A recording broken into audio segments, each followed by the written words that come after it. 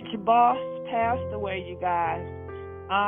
You guys know he was on Ellen's show, and you guys know Ellen's show just expired. You know, she stopped her show, and just from the reports from here, he has a wife, and he has 3 kids with his wife, and the wife. And they just had a wedding anniversary. Yeah, 9th anniversary. Are you kidding me? Celebrating their 9th anniversary. So the wife said she didn't see anything coming. Can you believe that?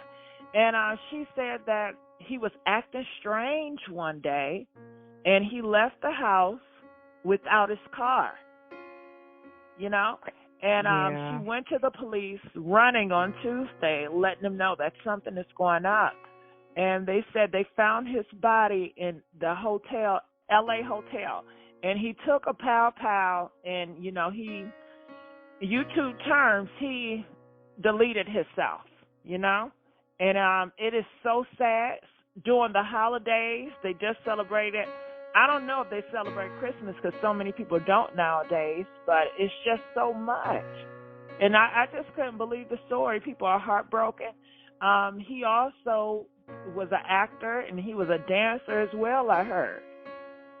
Yeah, he actually started off before he was on Ellen. She was doing something with So You Think You Can Dance, which is it's a dancing show on one of those big networks. And he was actually the guy that was teaching her the routine. And then after that, you know, she had him come and be the DJ, quote unquote, on her show. So that's kind of how they started, you know, their relationship. And it's just sad to see because, you know, taking a weapon and turning it on yourself, that's just such a violent way. You know, I can only imagine what he was going through mentally, especially since he left their house and he didn't have his car or anything like that. You know, that's just so crazy. You know, it just makes you wonder, Kitty, is it something that he always thought about that he wanted to do, or was this something he got a text message or a message, somebody was bothering him, and he just couldn't take it anymore? You know, it makes you wonder what happened. You know, he had 3 kids that he cared about and a loving wife that he loved. Right, and if you look at their videos together, like they look happy.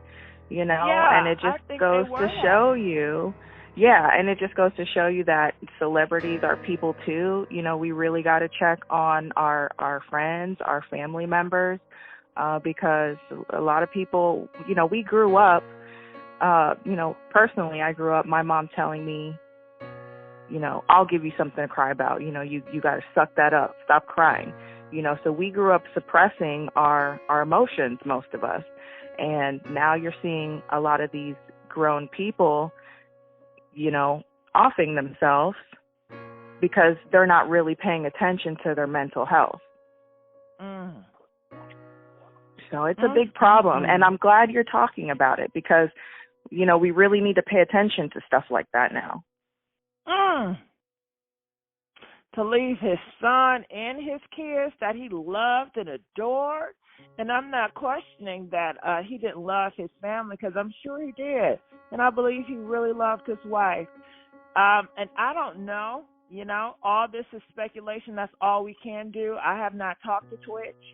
I don't know anything personally. I'm just outside looking in like most of you guys. And in my belief, I feel like it was something that, you know, it was just so overbearing for him. He'd rather not be here than, I guess, to face whatever it was. And who knows what Hollywood have on him.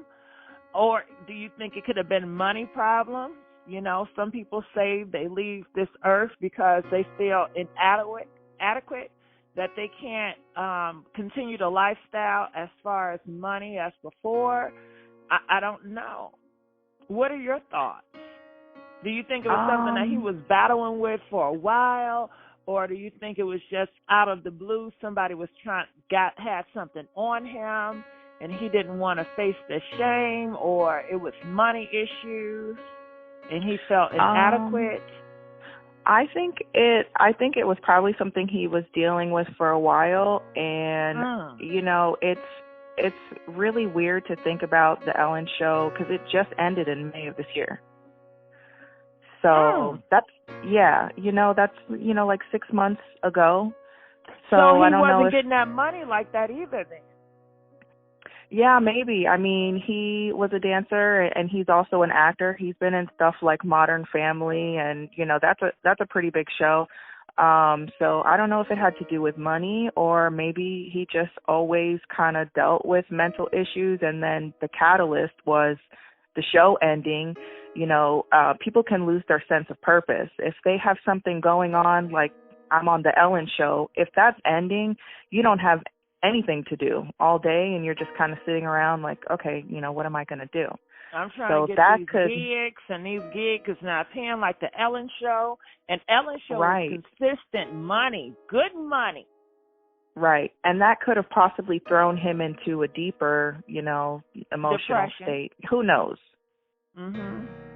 And trying to keep a strong face for the family, trying to keep the backbone for the family. But I don't know what the wife does and her income as well. I don't know if she's a housewife or what. Oh, that I have no clue. I just feel sorry for her because, you know, she kind of probably knew. She went to the police because she knew, you know, him leaving his house. Right, exactly. And just the frantic feeling that you get when you don't know what's going on. I can only imagine. And to have your husband act strange for a whole day, and you're trying to figure out, babe, what's going on, and he's not talking to you, he's not communicating to you, you have no idea what is going on. Like, what triggered that day?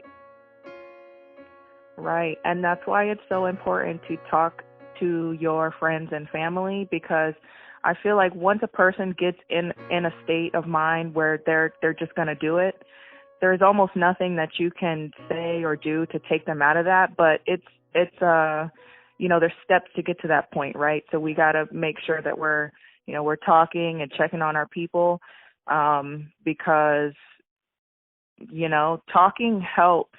When you get a feeling, that feeling sometimes is so strong, and you make such a permanent decision on, you know, feeling, which is temporary. And another thing I would like to add to that, not only just talking, because so often we say, hey, how you doing? Oh, I'm fine. Bull crap, you know? And, well, I did ask, and they did say fine, but creating a safe space for your loved ones to even open up to you, to even trust them to talk to you, you know? Exactly. They have to feel trusting that you're not going to come from a judging standpoint, and trusting that you don't put them so high on a pedestal they feel that they have failed you with their mindset. Because when you're putting people on a high pedestal, they don't want to disappoint you. And because, you know, I know she sees me as this, you know, bread maker, and I'm so strong, I cannot come to her weak.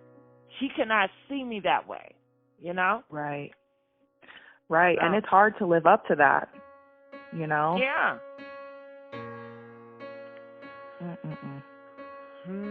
But that is sad.